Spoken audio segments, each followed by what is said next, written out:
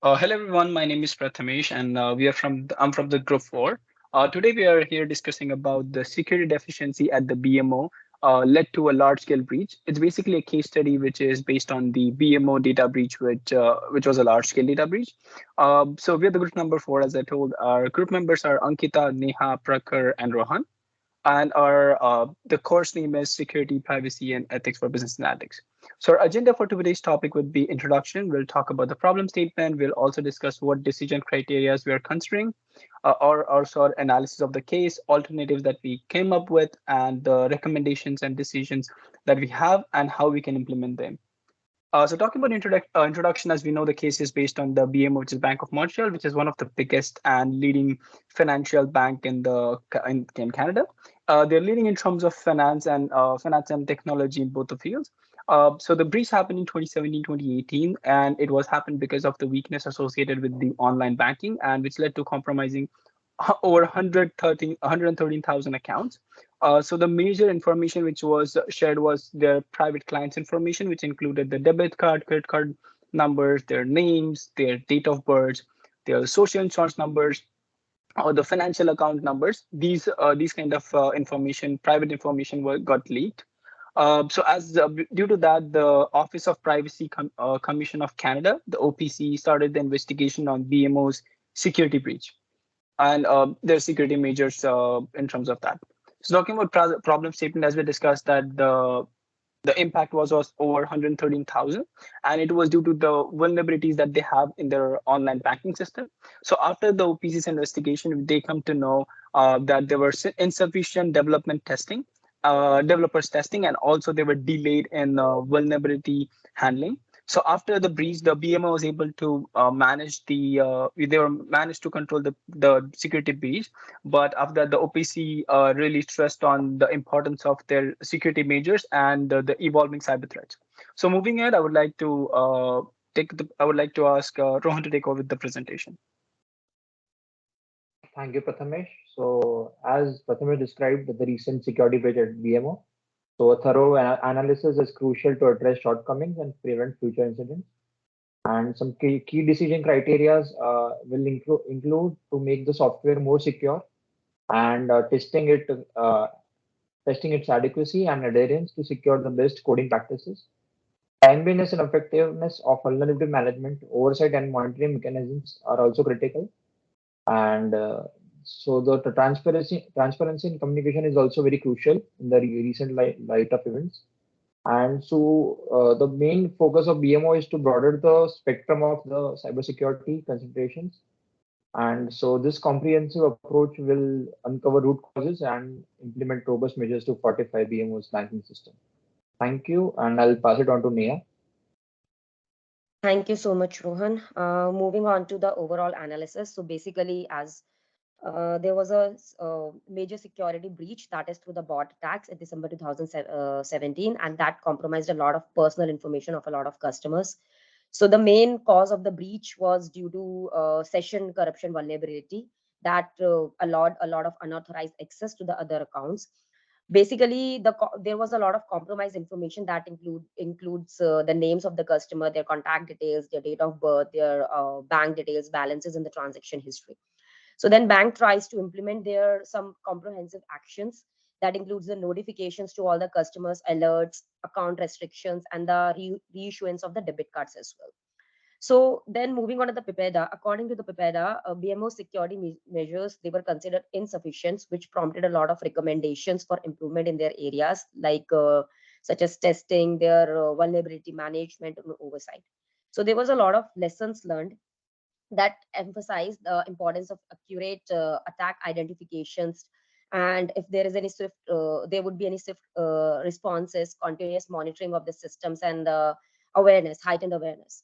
So that highlighted the need for robust cybersecurity practices. So that's all from my side. Now I'm passing it to Prakhar. Thank you so much. Hello everyone. So some alternatives that we have looked over, that I've looked over, were enhanced user authentication, which can include the multi-factor authentication or two-factor authentication, which many big companies use, for example Google. Also encrypting the data, both sides of the data, if it's the static or stagnant data, or the transit data, if it is being migrated to some other place, or it is being used in a transaction, to add an extra layer of encryption in that data. Then multiple security audits and surprise audits, as we have been discussed in the case that they can also hire white hat hackers and penetration testers to keep their security systems up to date and never let a breach happen. Also, there's a point of employee training and awareness. They can make aware their employees, so that they don't click on phishing links, and they report the suspicious emails or unauthorized emails to the security team. And as we all know that the attack was bot, so done by some bots, so there can be an option of automatic security patch management. So like if the attack is done by a bot, so it can we can implement same bot like security protection, so that it can patch the breach. Even if a small breach is there, it can patch itself. So I will pass the decision and criteria to Ankita. Thank you. Thank you, Prakhar. So, considering the breach of problem with the BMO bank, so the following are the points which we have jotted down under decision recommendation.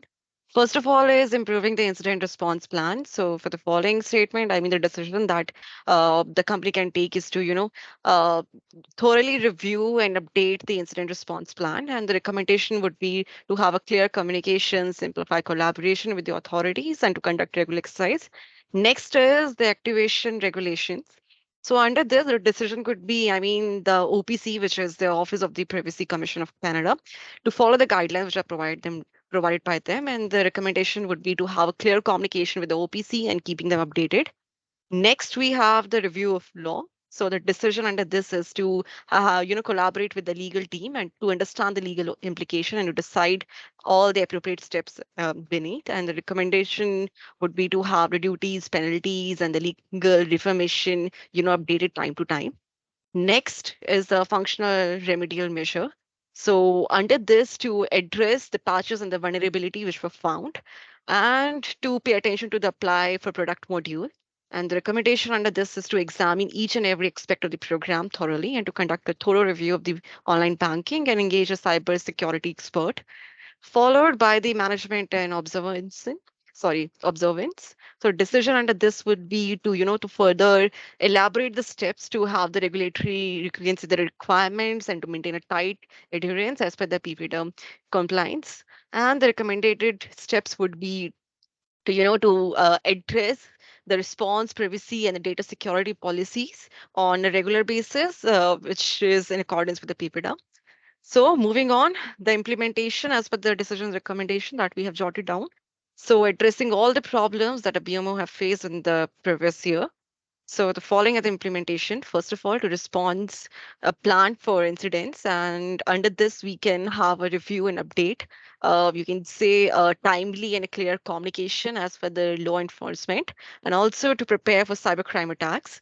Next is to engage in regulations. Under this, you can have a closely, the company can closely work with the Office of Privacy Commission of Canada again, and to have to, check for all the loopholes that were there in the past, followed by the legal review, and to have a check with the legal team to understand the potential of legal consequences of the breach, and followed by technical corrective actions, which can be under the patch vulnerabilities as well as the auditing of the security breach, and the ongoing enhancement, which is again, you can say, which will come along as well as the clear communication either with the OPC or the PPDM. And the last one is observance and the management. So, while making sure that all the regulations are strictly followed and to take the further actions to align with the regulatory expectation, as well as to have the review of the policies to, inculcate all the up to date which are there in the market and all the softwares. Thank you so much.